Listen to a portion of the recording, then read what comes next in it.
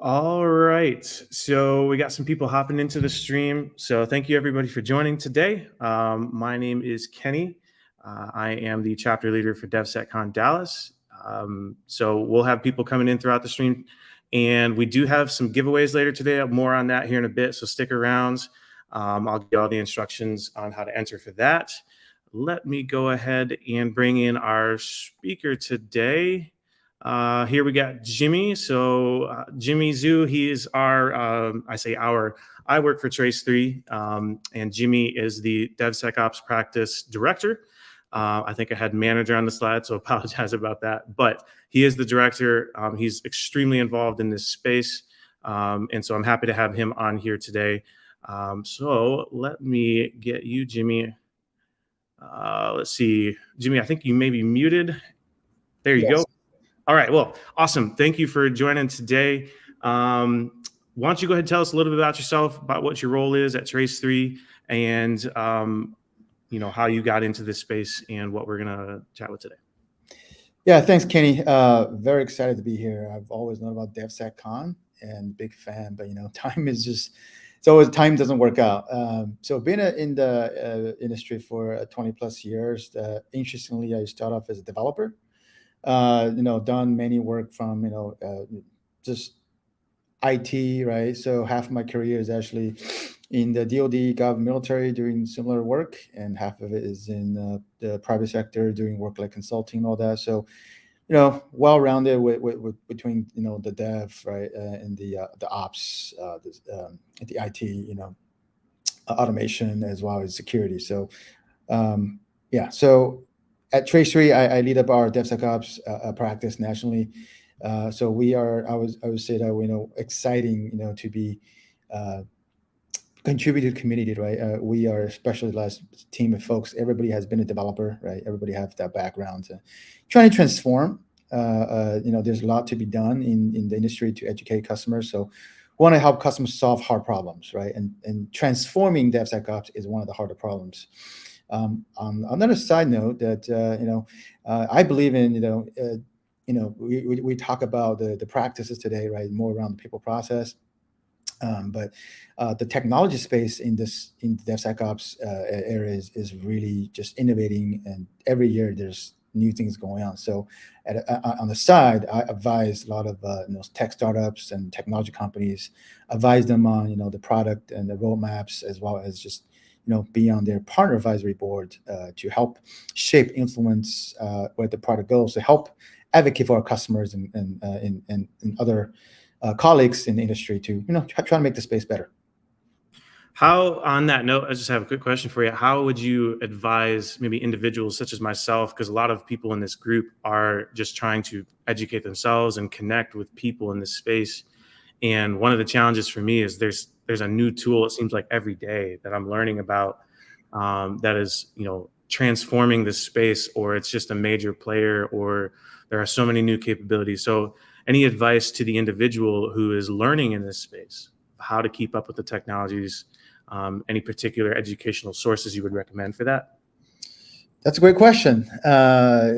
So it's challenging because You can, say the mixed motivation of vendors, right? This is a hot space, and I often correlate DevSecOps with our cloud security space. If you look at the vendors, whether it's new vendors, whether it's old vendors want to put new capabilities, it's not just security, it's also DevOps, right? The dev tools. If you look at GitHub, GitLab, right? I want to take over the world, as well as the legacy security vendors. So it is a lot from a vendor education perspective. My suggestion is, I don't want to make assumption on the audience, but there's certainly value of following some of the industry researchers like Gartner, all that. But just know that I think, and this is definitely not opinion on Gartner in general, but it's hard for these industries to keep up because of the innovation. So I would say get a balanced view of looking at what these researchers are saying. Definitely try to get up-to-date reports. The report you get from 3 years ago in this space can be very obsolete, right? And another thing would be just, I would just look at the vendors, right? They do a good job in this space of putting white papers. I think one of the things that I like about certain vendors is that they maybe have a community edition or open source version, right? Because the big Yeah. thing about the vendors is that even some of the legacy AppSec vendors, that if you think about the messaging, they're changing to be more developer friendly. They really want to, from their motivation to getting the tool adopted, right? They want to make sure they want to get buy-in from dev community. I think for folks like you and everybody else, you want to ride the wave. You want to take advantage of that education. Download the tool, download the free version, and try it. You learn nothing better than just trying it. And I can tell you some of my, hacker-minded engineer that they're not trying to break things, but when they try to read the documentation, when they try to play with it, you're going to get so much more than the marketing jargons that they're going to throw at you. So getting educated, but also if you get a chance, really play with the tool, understand the concept, compare with your own opinion, and that will be the best way to pick up. Awesome. Well, appreciate it. Sorry, I don't want to get us too far off a tangent, but those are just things that I always want to know and always like to ask people. So real quick, I am going to talk about, wrong button. I'm going to talk about our giveaway. So we are doing some giveaways today. I actually skipped that slide. So we're doing Apple AirPods. We've got some Zeal sunglasses, some portable speakers, and we also have a Corksicle canteen. It's actually really cool. It's like a bamboo canteen. It's really awesome. So all of this is sponsored by Trace3. So again, I just so happened to work for Trace3, and they wanted to sponsor this. And as well, Jimmy, thank you again for donating your time to being here. So huge thanks to Trace3 for being involved in the DevSecCon community right now. And then also just DevSecCon in general, it is powered by Sneak. So huge thank you to them for providing a lot of the infrastructure for this and making this possible. So stick around until after the presentation for the giveaway and the instructions there. We will get you all that information. So without further ado, I will take that out here. Jimmy, I'm going to add your content here. I know you already introduced yourself, but I'll let you get into your presentation today on transforming a DevSecOps practice. Thank you, Kenny. Let me just do my full screen right here. Yeah, so this is actually a two-part series. This is part one. So this session is more around the more of a people and process program level type of a theme here for DevSecOps. So for those technologists out there, engineers, architects, you might feel like, oh well, a lot of people process, a lot less the technical. It's coming. The next series we'll talk more around the technologies, how we're going to integrate, build a DevSecOps pipeline with demos, all that. That's going to be the next session. The reason I want to do this one first is because I can't tell you that working with many different customers, gone through many of these transformations in the last couple of years, how many of it goes back to the theme of it's easy to solve technical problems, but it's never the technology, it's never the automation that's the problem. It's the people and process. So that's why it's important to make sure that we are educated that the people and process is the foundation, and culture, of course, to build a successful DevSecOps program and transform. Now with that, you already know about me. So the focus is really around, I'm gonna give you a little bit of a few slides around the timeline, right?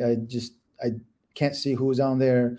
I want to maximize the time to focus on the practicality of how to actually do it, right? Give you real world examples of some of our client engagements, something that actually works. What I believe, what I want to contribute to that is that, if you Google DevSecOps, there's a lot of references, which is all great concepts. And I'll share with some of the challenges, all that. But really, I want to take the time, for the key takeaway really for the audience is that I want you to take away from, okay, I learned some practical things that can actually be done versus just concepts. So if you feel like you take away that, then I feel like I'm successful. Now, with that being said, let's give a little bit of overview. This is really not the focus, right? But just step through in case just a history timeline. I wasn't a fan of history when I was younger growing up in school, but now I feel like history I appreciate more because history really informs the future. So around 2007, there's the whole waterfall versus agile movement, right? The birth of cloud computing and birth of obviously CI, all lead into all these things, right? Lead into the inception of DevOps, right? Really not only bring DevOps closer, but accelerate the development, right? The agile, and it led to the Phoenix project, which probably everybody knows about this, right? How impacts DevOps, right? Ever since 2012, from Gene Kim and the team, right? Everything happened from that book.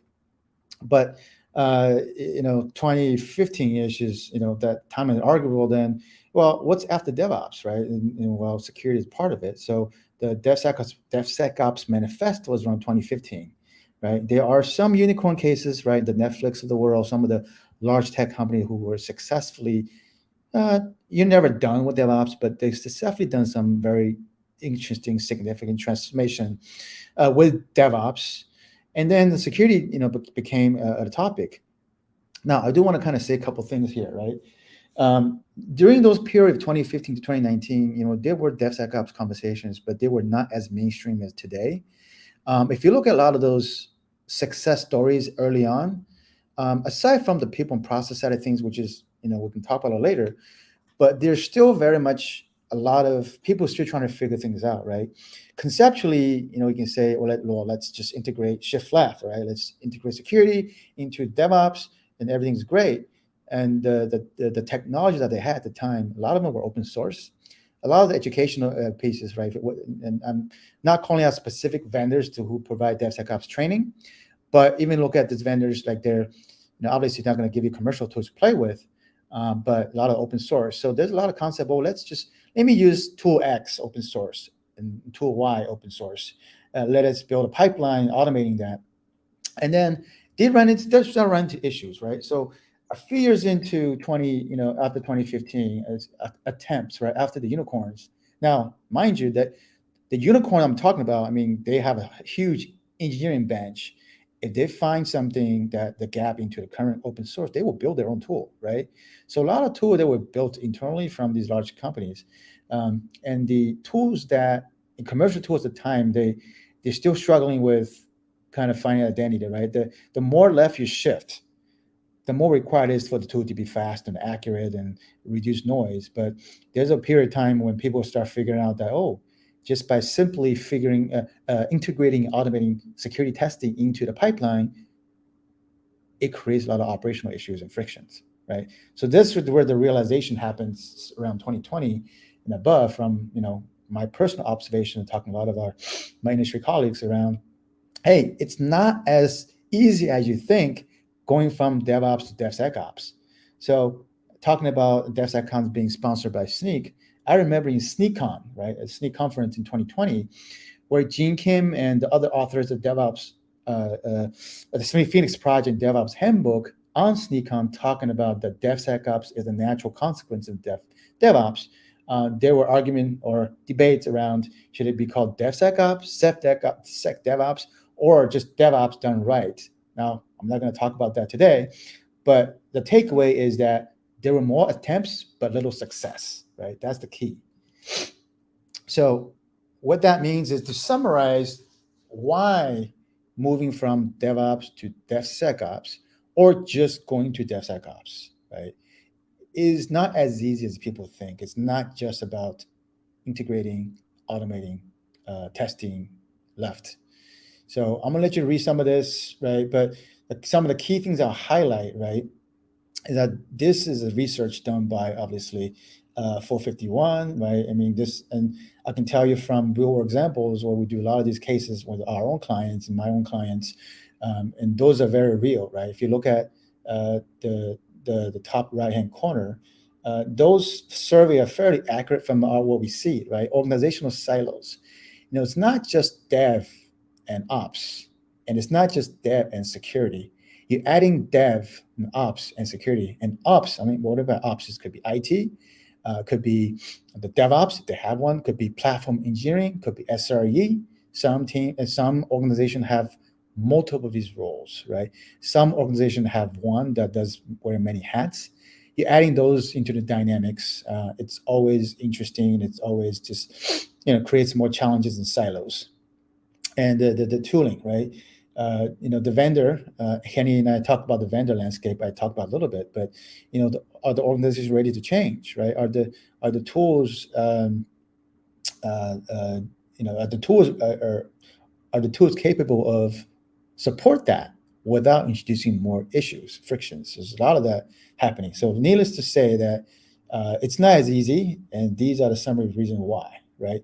We're going to cover some of the things today. If you look at the top right, we're going to address organizational silos. We're going to address security validation causing too much frictions in the development process. That's real. Security vendor landscape, not caught up to develop. I talked about a little bit early on. This will be a subject deep dive into our next session. Give people a reason to attend the following one. Lack of knowledge of DevOps or cloud native, that's very true. We're going to talk a little bit about that more in the next session. So lack of standards priorities, that's definitely one. Definitely, I will not believe the 11% that said there are no pain points.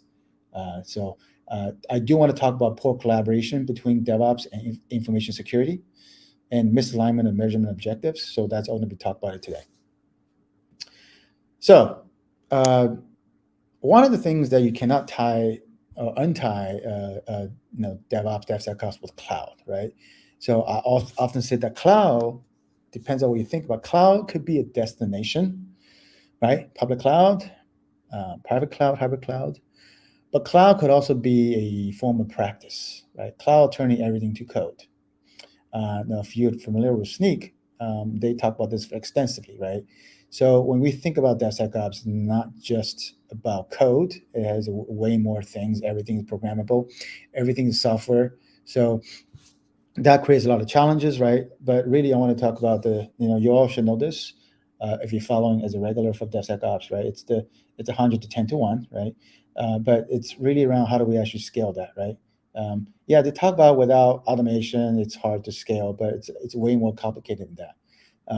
The people aspect and the process aspect that also gets impacted by that. If you compare DevOps team and security team compared to developers, they both are outnumbered. So one of the themes you're going to hear today is that they have to partner together, right? They haven't been partnered well in the past based on our observations, but you have to focus on developers. A lot of the audience we're going to talk to is security, but also audience to develop that DevOps as well, right? They need to be working together. So just to show you some data points from last year's survey, right? Just talking about how close are DevOps and security working together for DevSecOps.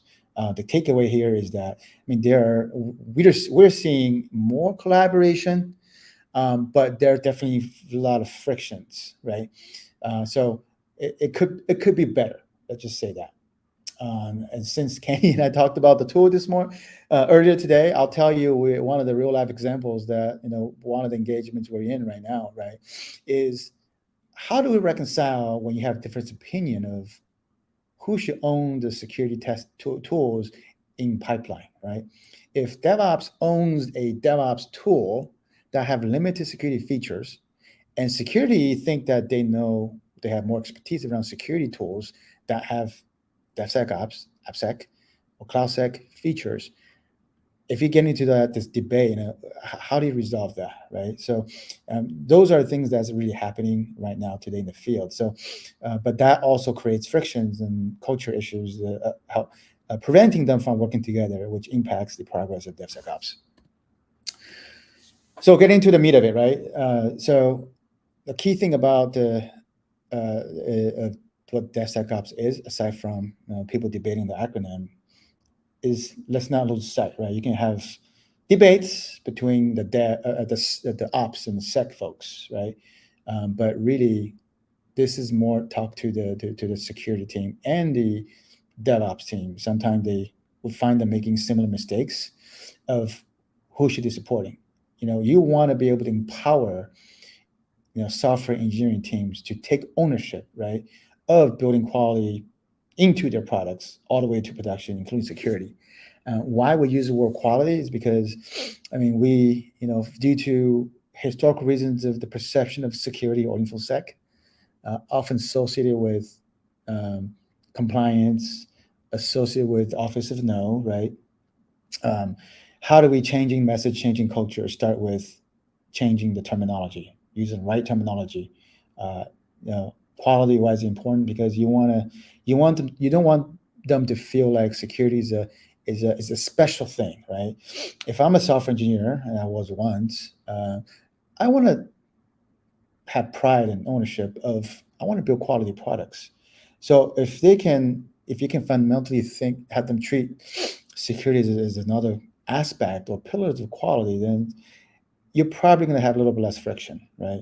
From less pushbacks. Now, obviously, it's a lot more complicated than that, but the idea is empowerment, right? You don't want to do their job. I can't tell you how many times when we have customers who have that one or two rock star, absolute rock star application security engineer, application security architect who just knows a lot about pen testing, a lot about code, a lot about everything, but they simply can't scale, right? Now, if you need them to go through that one person every time they push a change, then you're not really achieving the intent. You can never scale, right?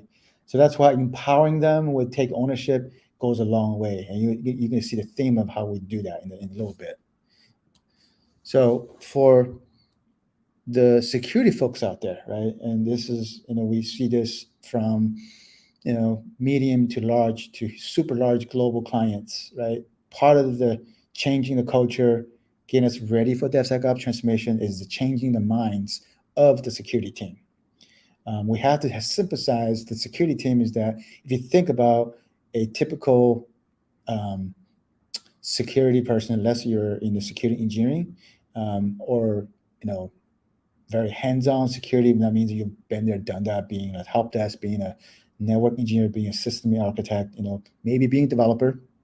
Unless you do that, if you ask people in GRC or you ask people who have a cyber education, most do not understand development. So naturally, a lot of the best practices that security team have been grown up with are counterintuitive, are counterproductive when you apply those general cyber practices into DevSecOps. So I would say that as much as we want to emphasize the dev, we have to emphasize the security, right? And now, emphasize one thing, but really inform and educate them how to change mindset to be different. So, you know, if you're a security person out there who wants to help the organization um, transform, DevSecOps, right? You got to understand that you got to change mindset first, not just yours, but also your peers in the security organization, right? It's really that, you know, no big swing stakes. Really trust, right? Everything start with the trust that the dev, they want to do the right thing, right? They want to produce high quality software, including secure software, right? You have to understand that as much as you think you're the security expert, in many of the security domains, they are the one building the software. So they are closer to the context of what they're building, right? And they have to make trade-off decisions because not being measured on how secure the software is, although it's important, but they have other quality issues, right? They have their timeline to meet. But also, how do we deal with them, right? Let's it goes without saying that how you communicate, it's going to be super important, right? You want to, if you are a rock star of your domain, right? You want to showcase your knowledge, um, but how do you actually say it, right? Are you saying in a sense to show how small you are, or you actually show them that you genuinely care about how can I help you, right? So feedback, coaching, insights, how do you make sure they're more informed? Tell them how to fix things versus what's wrong is very important. Don't start with, hey, you didn't do this versus, hey, how can I make sure that you do the right thing, right? So the key thing is that being feedback coaches, toolsmithing means that you want them to take ownership of the tools, right? The users, don't be in the way, but let them know that they can always count on you. Definitely don't be the gatekeepers. So that is the theme. I want to tell you how to do that. I spend quite a bit of time on this slide because I can't tell you how many times I'm still have to do that with a lot of our educate a lot of our security stakeholders, a lot of clients that we work with. The pace of transformation for DevSecOps are a lot depend upon some of the key leaders in the security organization for how quickly can they embrace this, right? That's why this is very important to understand. Now let's get to the meat of this, right? No, that's the background foundation. So now let's talk about the practical concepts, right? What I find is that these, obviously there's way more things to do than this, but summarizing all the experiences that I have and collectively at Trace3 and other organizations, we see many of these situations of why customers stuck in this journey. Sometimes these key things are missing. So I'm going to share with you what each of these 5 concepts are. This is a real world case study with one of our clients who are a cloud native company who are 100% in AWS, right? 100% cloud native, and their software engineers came from the Google, like the high tech companies. So very progressive, very well. But that's so. I want to show you some practical things that was done, right? How do we actually do it? Needless to say that I alluded to the fact that everything starts with the trust, right? My good colleague Larry Trony, honorable mention that he's a great evangelizer into space as well. We talk about this quite a bit, right? Everything starts with building trust. You have to win the hearts and minds of developers. Easier to say than done, right? Trust is, there's actually science with the trust, right? So you can read about the credibility, reliability, empathy, developer self-interest. Definitely recommend you take a look at that. This is the hardest to build, easiest to destroy. It might be easier if you're lucky that there's no historical distrust, but in some of the large organizations that we work with, if there were missteps in the past, then you walk it into a situation where you put more effort into building the trust. So how do we do that? Training, right? There's a lot of debate around security development training. It is a good practice, but from a practical perspective, it doesn't matter how good the training program is, it takes years to master security and development, right? The secure coding. And if you think about all the bugs and all the CVEs, all the code flaws, it take years to even just identify how to identify those flaws. Some of the flaws are very, very tricky, right? So training can get you so far, but not saying it's not important, but it's more important to kind of make sure to start using developer-friendly terminologies. So again, you don't need to be a developer, but you can understand the terminologies, right? Like using the word defect, right, versus some kind of code flaw vulnerability. It could be one example. One of the famous term that I hear from a security team who want to do DevSecOps, right, is we want to break the build, right? So the term break the build itself can be, and this has been discussed with other leaders, we talk about this, that could have unintended interpretations, right? You don't want to break something. Now you want to prevent deployment or interrupt the build to make sure that security testing is part of the other overall quality testing. You don't want to sound right. Sound like you want to break something. You want to prevent something. You want to put gates. Not saying design not saying not important, but the friendly terminology is important. Invite developers to be a security engineers. Yeah, I say here, but the reverse is also true. Have security engineering be part of the developers. Walk them out, right? So have them see what you have to deal with, right? The third bullet is very important. We see poorly done still overall is typically, I would say, as of today, although changing, slowly changing, the budget for security tools in development, right, DevSecOps tools, are primarily still owned by security. So you have two choices, right? You can negotiate with the vendor that you'll work with as security. Find a tool that you think works, and then you probably not going to take inputs from dev. Either you don't have the relationship, or you have a bad relationship, or you're too busy. You buy the tool, and then you forced it onto them, and hopefully it works. That's not a good thing, right? We want to encourage that. No, you can own the budget, but as part of the evaluation, definitely invite them to the party when you do evaluation, doing demos of the tool, especially doing POC. You want to make sure that the dev, I would say also the DevOps team, if you have a DevOps team, likely chances are that they're the one who have to help integrate, right? Work the pipeline. Give them a chance to participate. Give them a chance to provide feedbacks. This client specifically, many of our recommendation to, if you are at a client, right? Like sometimes, if you are a security leader who owns the budget, and even if you need to invite those other folks to the evaluation, but sometimes when you're scoring the features, all that, there will be a trade-off, right? But allowing, this is the high suggestion, right? Sometimes we see successful is that if you get into a conflict between dev thinks certain things more important and want to weigh certain features and scores more higher than the other from the security team, as a leader, you have to make a decision around, well, if I were to back one team up, cast my vote, who should I cast? So the suggestion is always, let's think about the dev, right? You can always compensate later. So we've seen successes where the security leaders are educated to say, hey, look, if there's a tiebreaker goes to developer. That goes a long way. And collaborate and partner with DevOps team, right? I said that before, because DevOps is the one you need to play nice with. Unless you're one of those large organizations who have your own, kind of DevOps type of capabilities, but still likely that they're the one closer to the dev, right?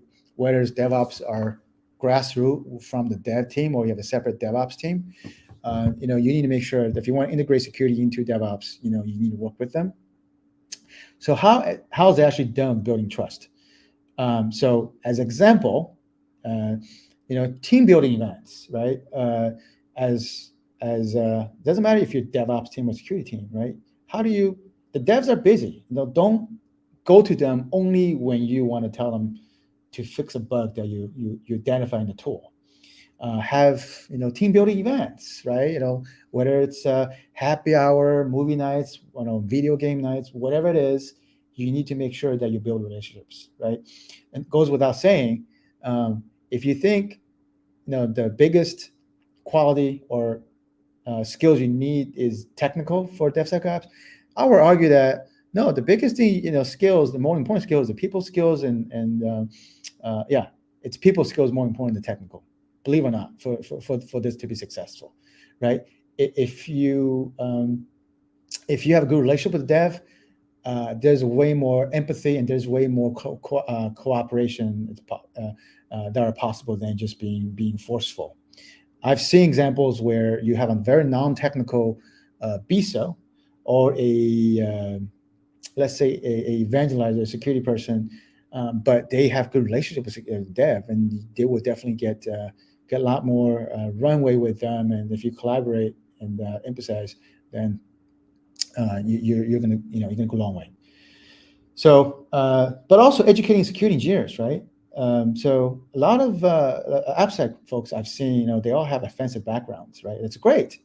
But they gotta understand the Phoenix project, right? So mandatory reading. So one of the examples where we have tried this with a client, make sure that the I talked about earlier that in the path of cybersecurity education, right, whether it's you taking a CISSP certification or any cyber degrees, probably very little around development DevOps. So you need to augment the education and read that book, and that's just obviously one of the many things you can do. But informing the security team around like what is it to be dev, right? I mean, obviously there's now the Unicorn Project too from the same author. So educating on these things is going to be important. I talked about invite engineers to leadership to participate in tool evaluation deployment and policies, but I didn't talk too much about development policies. So it's one thing about making sure that the dev and DevOps are invited into tool evaluation, but once you select a tool that everybody's happy about and you deploy the tool, driving adoption, actual adoption by developers, that they're actually using it. Not only they're using it, that they're scanning, they're actually fixing, is going to be totally different, right? To do that, you want to make sure you tailor design some policies and workflows that tailors to them. Never force a traditional vuln management policy onto them in this domain, because we have never seen that works. So I'll get into that a little bit later, but just know that the close partnership right, could be important. A metric to make sure you've done it right. So what does done it right look like? Done it right means that if you work in the security team or even work on the DevOps team, the dev will come to you, that they will bombard you with questions. Hey, I run into this issue. Can you help me understand how should I do this? Or, hey, I run into this flaw. I'm not sure. Can you help me? A good metric, to me, this is qualitative metric, is if dev bombard you with, they come to you with issues because they trust that you will help them versus beat them down, then that's a measurement that you build trust. On the opposite, that nobody come to you, that means they're probably hiding from you, right? And they will hide from you, and they can hide from you. Next, only after that you have built some trust, then you can empower them. Many of the common anti-patterns and situations we see, they say, well, I understand the security champions program, right? We understand empowerment, but they're not, we tried it, but it failed. Nobody wants to be part of it. Even though we throw out incentives, right? We did throw out gamification, but why would there still lack of participation? Well, because there's no trust. They don't trust you. So I don't trust what you said, right? So we'll make sure that just know number two is important, but make sure that it's dependent upon the success of number one. So now, assuming number one is you're successful, number one, let's talk about how do we actually empower them, right? Self-service, right? If you look at the DoD, DevSecOps reference model, which is now part of the NIST as well as Carnegie Mellon University CMU's Software Engineering Institute, SCI, published DevSecOps. The concepts are very similar, right? Of the self-service model, right? Whether it's security, whether it's DevOps, you want to make sure that everything is a service the dev can easily opt in, right? There's technical efficiency values, but there's also people process value that you want to enable them to be self-service. Never try, if you're security, never try to insert yourself into the process that they have to go through you. You should be aware of, yes, and you should be available, but not to be part of the mandatory process for them to be dependent on you. That's probably not scalable. Train, gamify, right? Make it fun, right? So gamification to be one of the important things, right? But gamification come with also some other incentives, right? So it's not just bragging rights, but also incentives, but also leadership support. But pave the road to make security easy things right? So there are now through the modern patterns, right? It's not about telling them what's wrong. It's about whether it's give them a secure a library of secure base container images, or a template, a library of hardened Terraform templates for them to deploy to the cloud, right? Or here's the pattern for encryption that you should use. We've written a library, or whatever that is, right? Something hardened, so they can actually make the easy way the right way, right? Versus on to figure it out. Hey, here's a sanitizing library that for any injection attacks here, right? So make it easy. Shift, review, and approve a decision to engineering leaders, right? So part of it is that, going back to how do we make, incentivize, right? Gamification is one, to get them excited. Bragging rights, rewards, but that does not really do empowerment. That just gets them excited. What does empowerment mean? That means that the security team needs to do a step further. If they are educated, right? If they are part of security champions, what else they're going to get other than rewards and bragging rights? Maybe you should trust them more of making these approval decisions. So if you have a tool that tests your code before a pull merge request, reviewing that actually happened, maybe you should give it to those champions or trained engineering managers in the dev team. If when you need to make a trade-off decision of remediate now, remediate later, or to decide whether this is false positive noise, or or it's NA, right? It's not a false positive. It just doesn't apply to this situation. Who can make that decision? Well, maybe impart them that decision. Now, as a security team, you can probably review the logs later, but get yourself out of the process. But trust that, empower them that, hey, if you've demonstrated that you pass whatever criteria of qualification, then you can be part of us being the security team, to be self-sufficient in the dev team, right? So that's important to kind of understand how you actually do that. On the right, you see, obviously when we run this workshop around the Security Champions Program, we actually get inputs from the dev, right? Those stickies here you see are all feedback came from the dev, right? So pull them up versus beat them down, right? Security Champions Program, I'm not going to talk too much about it. It's a subject in their own. Champions Program is definitely, oriented towards the dev folks who to be security champions, ambassadors, who have enough knowledge of security, but who promote security in the dev. I do want to shout out to Amazon, AWS, at reInvent last year when I attended, talk to their own DevSecOps team. They say that the security champions in AWS resolve about 70% of all security issues within their dev teams, right? So here's a success story around when you do it right, how much impact that it can bring to a dev and how scalable it is for the security team. So shift left, right, up, down, right? This is, hey, we need to shift left, right? Well, how do we do that? So this is where some lesson learned from many, many people, many customers, vendors, last couple of years, right? How you shift is important, right?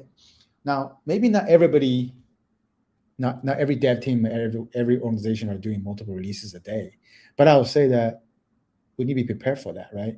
Does the workflow make sense? You can go as left as IDE. You can go as left as core repository, source code management, right? But pull request after many discussions is where the ideal place to surface security controls, right? That's when, I'm going to flip a little bit, right? That's when you think about the psychology of developers, right? Like forget about finding the issues late, right before production. If you can actually surface the issues early, right? It's typically when they commit a minor change, small change, right? They're in love with the code they wrote that morning, right? I mean, they want the team to say how wonderful it is, right? So they want that code to be merged, right? So if you do a testing over there, hopefully with the right tool that's fast and accurate, and they will do everything they can to make sure that they pass that part to make sure that they allow that to be merged to the main branch, right? If you do it too late, you want to move on to the new thing, right? So, but there are some requirements to do that right? You got to make sure that you use the right tool workflows. So this is little tips if you struggle with tooling, right?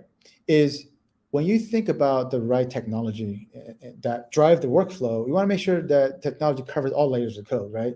Not just the custom code the developer write. There's open source, right? There's a lot of soft supply chain issues, right? So SCA is just as important as SAST, right? If you do containers, if you do infrastructure code, those also need to be tested, right? As early as you can. Big caution, one takeaway, common failure, that the left you go in the SDLC process or in the pipeline, the higher requirement for the tool to be fast and accurate, right? I'm not going to name vendors, but we have customers struggle with a vendor that does very long scans, 4 to 6 hours or more, depends on the code base. That vendor will tell you, hey, you should do scan at night. Okay, but it's not truly DevSecOps, right? If you want to do testing, before they do a pull merge request, when they just committed to a source code repository, the average, we serve a lot of developers. The average time they can tolerate for that is typically 5 minutes, right? Now, there's nothing absolute, but think about that. So accuracy is important, speed is important, actionability, right?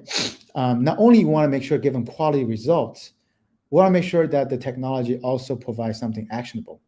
Just by saying that this library in my application dependency is outdated and have vulnerabilities, and if the only recommendation is to say upgrade to the latest version, then I'm sorry to break out to people who say that sometimes the latest version of a container image or a library is the one that have issues. And on the following session, if you come with us again, on part 2 of this, I would actually show a demo of a library that shows exactly that, right? So a good technology will tell you not only what's wrong, but also how to fix it, give them more context. We literally have current project we have with a customer where the DevOps and dev team say they're exploring some of these auto remediation vendors, right? Not to promote any vendors, but to say that, hey, they understand that none of these vendors can do this remediation 100%. But if it eliminates 10 to 50% of the manual work that developers have to do to remediate, hey, it's a win for them, right? So that tells you how important it is to make sure there's low noise, but also how it is to make their dev life easier to fix things. On the right, I want to show you quickly that this is a simple workflow for client. The important thing to say is that you see colors of who should be doing what, right? The exception committee, I want to make the difference. When you decide what to do with exception, it should be a committee, not just decided by the security team. It should be with the dev, right? It could be with the champion. Also, it's not a very complex arrow or diagram. If you Google DevSecOps reference architecture in Google, I guarantee you will find a lot of things with very complex diagrams. Not saying there's no value to that, but if your audience to make sure that developers know exactly what they need to do, I recommend keep it simple. I can't tell you how many times I have to quote developers we work with to say to them telling their security team after they got fatigued from all the complex and reasonable policies is just tell me what I need to do. So if what you share with them is not clear, you're going to let them struggle. So again, sharing all the real world lessons learned to keep it simple, make it very clear, not only tell them what they need to do, make sure that you really provide that white glove support to make sure they can do the job very, very easily. Talk about that already. So last note on prioritization. So you're going to have a lot of noise, right? You maybe even legitimate issues when you start integrating, shifting, testing left. This is another one of those things I said at the beginning. If you look at history, that from 2015 to 2019, when people start integrating and automating security left, you run into these issues. While you just generated thousands of findings, right? I use the word findings because it hasn't been qualified, hasn't been prioritized. Well, do we really have time to fix all the thousands of them, right? So you need to make sure you prioritize on what matters. And part of it is your real world threat intels. You got to use production telemetry, right? Mitigating technology is RASP, right? RASP has not seen a lot of adoption in the last couple of years, but I think the technology is more mature. We see more customers start using those kind of things to not only inform what actual attacks are happening against your application, but also that using a mitigating factor that if in case that you have to make a trade-off decision, that you have to make this release, that there are issues that you cannot fix, agreed upon by the security team, then there are at least some mitigating technology that, if being exploited upon, that there's protection. I talk about tooling, right? About that, just be cautious of the left you go, the more required. But rule of thumb, if you're struggling with tooling, just the top 4 criteria are speed, accuracy. I would say speed is actually more important than accuracy in many cases. Not saying accuracy is not important. It's just as important. Actionability, as well as integrating. Integrating means that, can you meet developers where they are, right? The goal, right?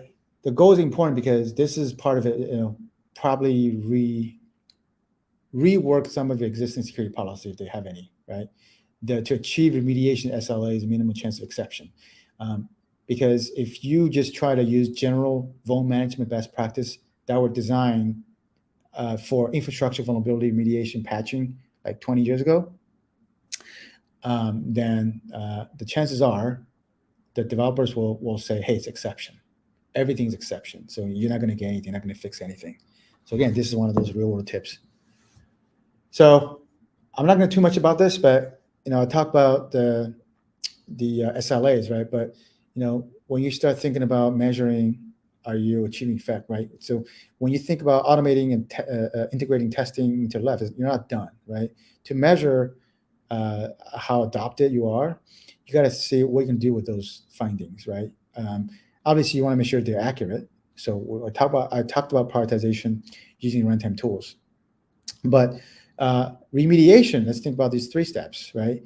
Fix. It'll assume that the finding quality findings, it's a real issue. Well, let's fix it. But that's okay when you're dealing with a few. What if there's hundreds and thousands? You want to make sure you fix others like it. That's why I'm a fan of, think about, instead of individual vulnerability, think about classes of vulnerability, right? Think about CWE, right? Think about one of the categories of OWASP top 10, right? Maybe it's the same way to fix injection attacks for all kinds of injection attacks. So if you fix one, why don't you fix others, right? So the second order effect is 10x return. And the third is prevent future occurrences, right? So part of it is changing processes. Part of it is, if you know that you've written a sanitizer or input validation, well, isn't it better just to make sure that's by default, right? For anything else. So you always want to make sure you evangelize that. For this customer, as an example that we do, right?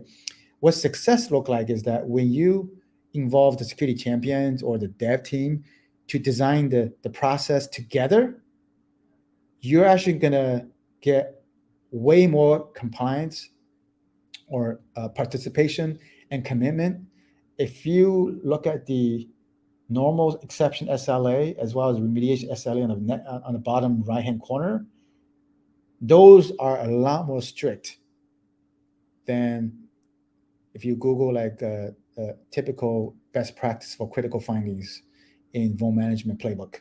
Vulnerability management playbook for critical is probably 30 days or something. But when you involve dev in that committee to make decisions together, those timeline were committed by the dev managers, right? So I want to show you that if you do it right, it's definitely going to be very impactful.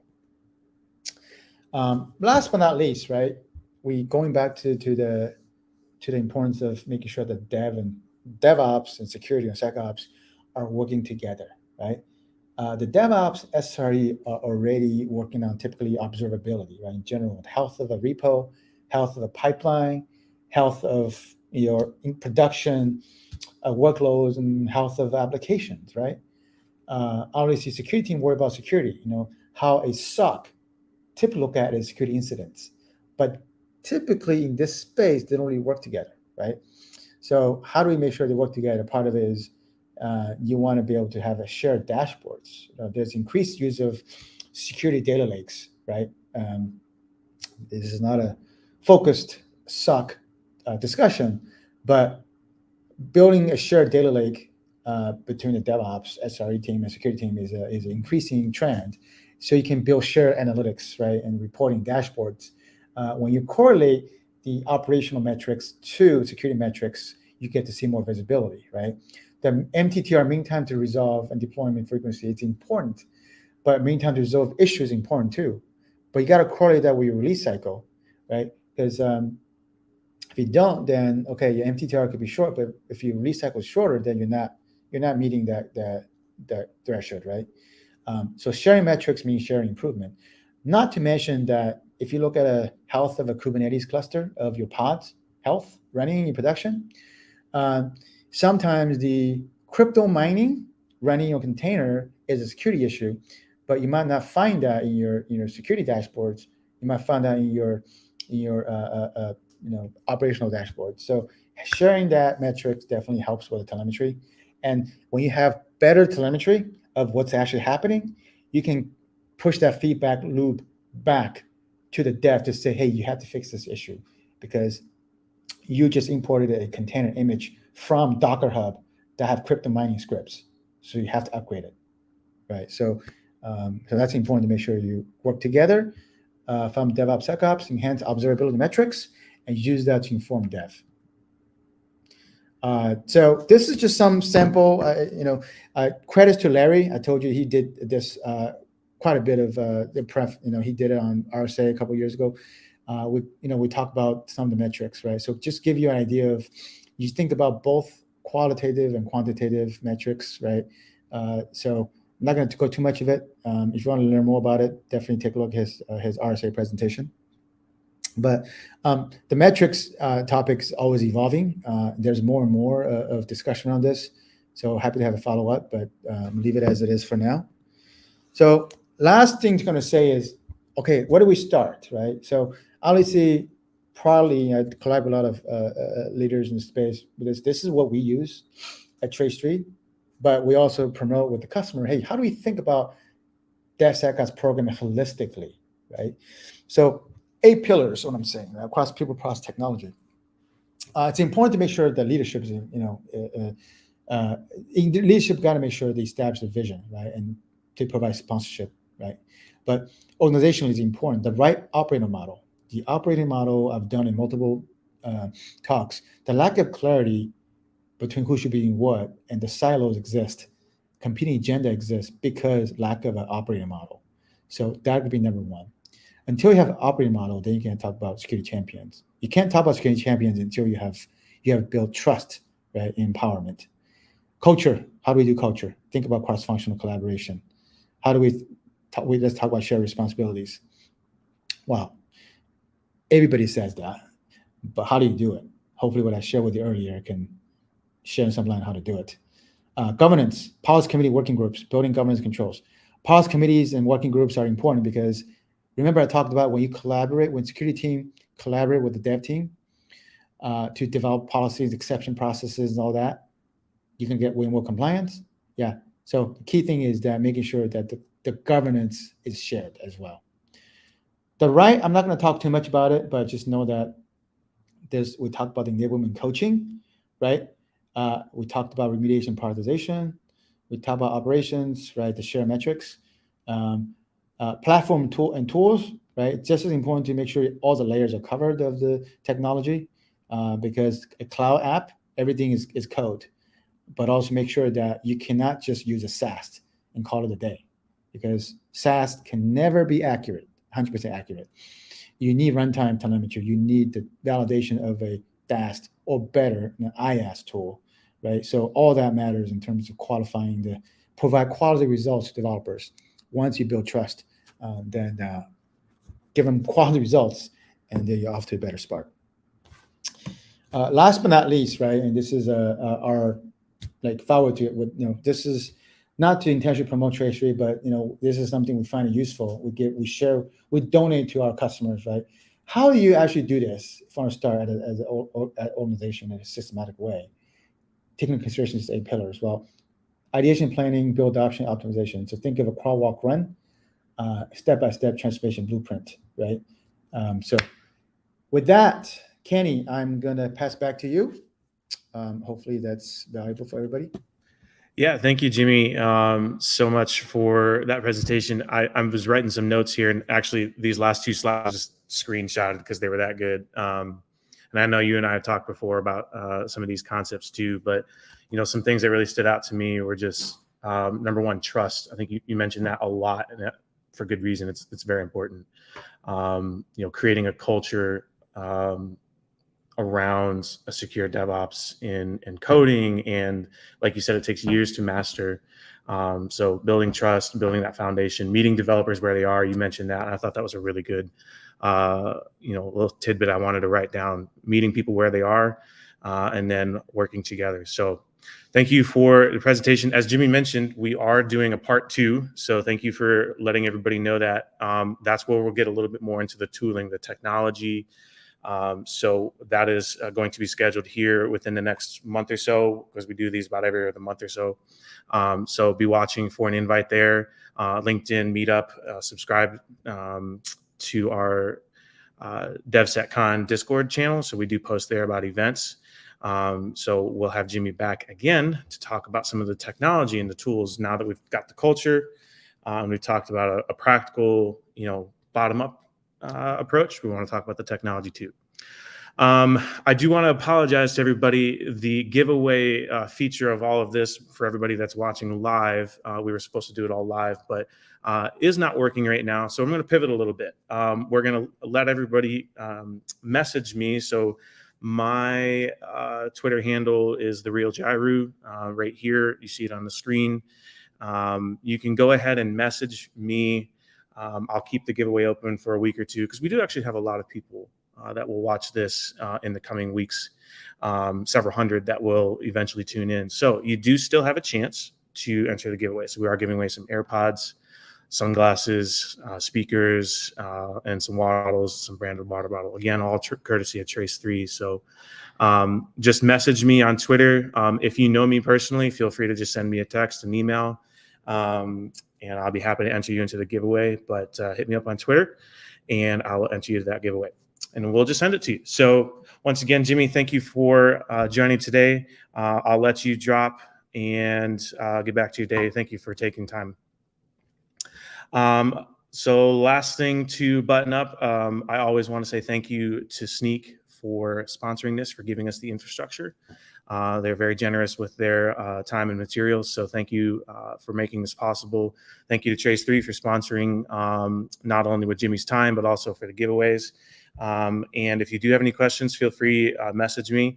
I'm here. Hit us up on Discord. So the DevSecCon channel would be happy to answer any questions, get you connected, or just continue sharing the knowledge. So thank you, everybody, for sticking around. Sorry about the live giveaway, but at least those who can catch this later will have a chance to enter the giveaway for all of our stuff. So, and then again, be sticking around or be tuning in for our part 2 with Jimmy here in the next month. Thank you all. Have a good one.